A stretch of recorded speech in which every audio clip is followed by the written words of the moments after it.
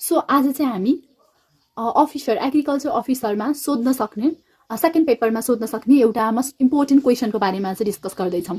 र मैले past question हेरेअनुसार चाहिँ यो क्वेसन चाहिँ कुनै पनि जिल्लामा अथवा हामीले कसरी चाहिँ सुन्तला सिट्रसको चाहिँ म्यानेजमेन्ट गर्न सक्छौँ भनेर सोध्दो रहेछ। र त्यसका लागि चाहिँ हामीले मन्थ अनुसार त्यो सुन्तलाको अर्काडमा चाहिँ के एक्टिभिटिज गर्न सक्छौँ भनेर हामीले सजिलरी ठ्याक्क सम्झिँदा यो महिनामा चाहिँ यो गरिन्छ है भन्ने कुराको एउटा कन्सेप्ट क्लियर गरेर गयौँ भने चाहिँ हामीले त्यो एन्सर लेख्न पनि सक्छौँ। र त्यही भएर चाहिँ म पनि सिक्दैछु, मैले भर्खर सिकेको कुरा चाहिँ यहाँ डिस्कस गर्दैछु। सुरुमा चाहिँ वैशाख र जेठको कुरा गरौँ है। वैशाख र जेठमा पनि नर्सरी हो भने नर्सरीमा के म्यानेजमेन्ट गर्ने अथवा मेन अर्काडै हो भने चाहिँ के गर्ने भनेर हुन्छ है। अब हामी चाहिँ एकदम स्मार्टली वैशाखमा त के गर्ने भनेर सम्झिनु पर्यो भने केही पनि छैन। अर्काडलाई क्लिन गर्ने, इरिगेसनको लागि म्यानेजमेन्ट गर्ने, र अर्को भनेको यो थ्रिप्स र एफिडको लागि चाहिँ इन्सेक्टिसाइड छर्नु पर्ने रहेछ है। र नर्सरीमा चाहिँ अब के हो भने यो चैत वैशाखमा चाहिँ त्यो मुनाहरू पलाउने बेला हो नि त। मुनाहरू पलाउने भइसकेपछि त्यो हामीले सारेको त्यो बिरुवामा पनि मुनाहरू पलाएको हुन्छ, त्यो नचाहिने सकरहरूलाई चाहिँ हामीले रिमुभ गर्नुपर्छ। र त्यो ग्राफ्टिङ त्यो स्याम्पलिङमा चाहिँ प्लास्टिक लगाएको हुन्छ नि, त्यो प्लास्टिक निकाल्न पर्ने रहेछ वैशाखमा। सिम्पल छ। र जेठमा सोध्यो भने चाहिँ जेठमा सोध्यो भने जेठको लेख्न पर्यो भने चाहिँ जेठमा पनि हामी स्मार्टली हामीले चाहिँ ब्रोड पेस्ट भनेको प्रोडेक्स मिक्सचर हो कि त्यो फर्स्ट डोज चाहिँ अब अरू डोज पछि कुन महिनामा हाल्ने आउँछ। जेठमा चाहिँ हामीले पहिलो डोज अफ ब्रोड पेस्ट हाल्ने रहेछौँ भने चाहिँ अब नर्सरीमा केही कन्फ्युज हुनु परेन, जेठसम्म पनि हामीले त्यो सकरलाई रिमुभ गरिरहनु पर्ने रहेछ। अब हामी असार र साउनको कुरा गरौँ। नर्मली असार र साउन भनेको पानी पर्ने महिना हो, यसमा जहिले पनि नयाँ बिरुवाहरू सार्ने चाहिँ प्रोसेस हुन्छ। त्यही भएर हामीले सिट्रसको पनि असारमा न्यू प्लान्ट स्याम्पलिङ सार्छौँ भनेर बुझ्नु पर्यो है। र अर्को भनेको असारमा पनि त्यो सकरहरू पलाइरहेको हुन्छ, त्यही भएर नर्सरीमा रिमुभ सकर लेख्न मिल्छ। अब एउटा मात्रै के टुक्रुको लेख्ने भनेर इन्टरकल्चर अपरेसन पनि थप्दिनँ मेरो। त्यसै गरेर साउनमा चाहिँ अघि हामीले first phase of Brut paste कहिले लगाएको थियौँ? जेठमा लगाएको थियौँ नि। अब second dose of Brut paste चाहिँ साउनमा लगाउने हो। र असार साउन सार्ने महिना हो भनिसकेपछि यो नर्सरीमा पनि के अरे अब लेमनको स्याम्पलिङ सार्नको लागि चाहिँ ल्यान्ड प्रिपेयर गर्ने रहेछ कि स्मार्टली यो लेखिदिइहालौँ ल्यान्ड प्रिपेयर गर्ने भनेर यो महिनामा लेखिसकेपछि साउन भदौमा फेरि अब लेमनको बिरुवा सार्ने भनेर लेख्न पाइन्छ नि त। भनेपछि ल्यान्ड प्रिपेयर गर्ने for the lemon sapling plantation.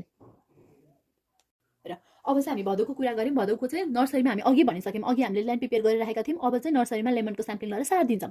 र अर्को भनेको भदौमा third dose of Bordeaux paste एउटा भयो। र अर्को एकदमै इम्पोर्टेन्ट हामीले के भन्छ एरिया वाइड कन्ट्रोल सिट्रसको त्यो फ्रुट फ्लाइ कन्ट्रोलमा पनि पढेको कुरा हो नि त। यो मिथाइल युजिनल चाहिँ राख्नुपर्छ भनेर त्यो चाहिँ भदौमा राख्ने रहेछ क्या, भदौमा त्यो राख्ने रहेछ। र असोजमा चाहिँ त्यो त्यसमै थियो नि पहिला त्यो राख्ने, अनि त्यसपछि यदि फ्रुट फ्लाइले इन्फेक्ट गरेको सिट्रसको फ्रुट छ भने मजाले गाडेर डिस्पोज गर्नुपर्छ भनेको कुरा थियो नि। त्यो चाहिँ असोज र भदौमा आउने रहेछ कि असोजमा चाहिँ त्यो सिट्रसलाई लगेर राम्रोसँग गाड्नु पर्यो इन्फेक्टेड सिट्रस फ्रुटलाई है।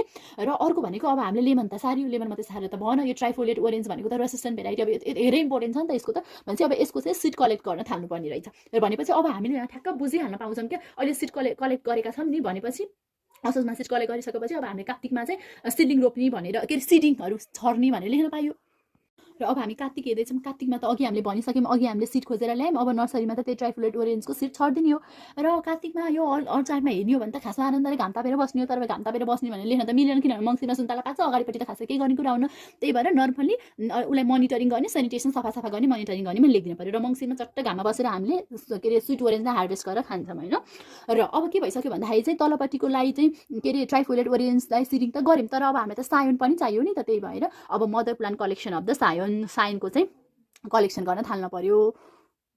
अब मङ्सिरमा त हामीले मजाले सुन्तला खायो, प्लान्टलाई पनि खाना दिनु पर्यो नि त। भनिसकेपछि पुसमा चाहिँ कम्पोस्ट अथवा एफआइएम प्लान्टलाई खानको लागि दिने हो है। र पुसमा चाहिँ यता नर्सरीतिर चाहिँ सबै सामान खोजेर रेडी बनाइसकेपछि अफकोर्स स्टार्ट ग्राफ्टिङ। अब स्मार्टली हामीले यहाँ स्टार्ट ग्राफ्टिङ त सकिँदा हाल्दैन नि त। भनेपछि माघमा पनि ग्राफ्टिङै लेख्न मिल्यो।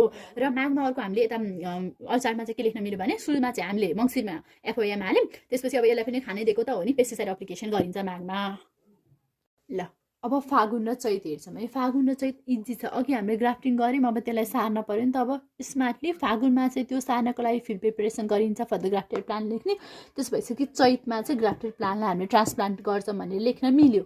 र यतापट्टि चाहिँ अघि हामीले के गरेको थियौँ अगाडि चाहिँ एफआइएम हाल्यौँ, पेस्टिसाइड हाल्यौँ, अब ट्रेनिङ प्रुनिङ पनि गर्न पर्यो नि त भनेपछि यो फागुनमा ट्रेनिङ प्रुनिङ गर्ने र चैतमा चाहिँ यदि हामीले तलपट्टि त अब खाली छोड्ने कुरा त भएन, इन्टरक्रपिङ पनि गरिन्छ नि त, हो त्यो इन्टरक्रपिङ गर्ने हो भने चाहिँ लेग्युम अथवा भेजिटेबलहरू चाहिँ चैतमा लगाउन सकिन्छ। र यसरी चाहिँ 12वटा महिनामा चाहिँ हामीले कसरी सिट्रस कर्टालाई चाहिँ म्यानेजमेन्ट गर्न सक्छौँ भनेर चाहिँ भिडियो कम्प्लिट भयो। आशा छ यो भिडियो तपाईँहरूलाई हेल्प गर्न सक्छ। अब यदि गरेन भने पनि मलाई चाहिँ यो बनाउने प्रोसेसले चाहिँ एउटा रिभिजन भएको छ र मलाई हेल्प चाहिँ एकदमै गरेछ। यसरी म कन्टिन्यू नै गर्छु यो कुरालाई। Thank you. यस्तै अरू भिडियो पनि म मेरो जाँगर चलेसम्म चाहिँ म बनाउने छु।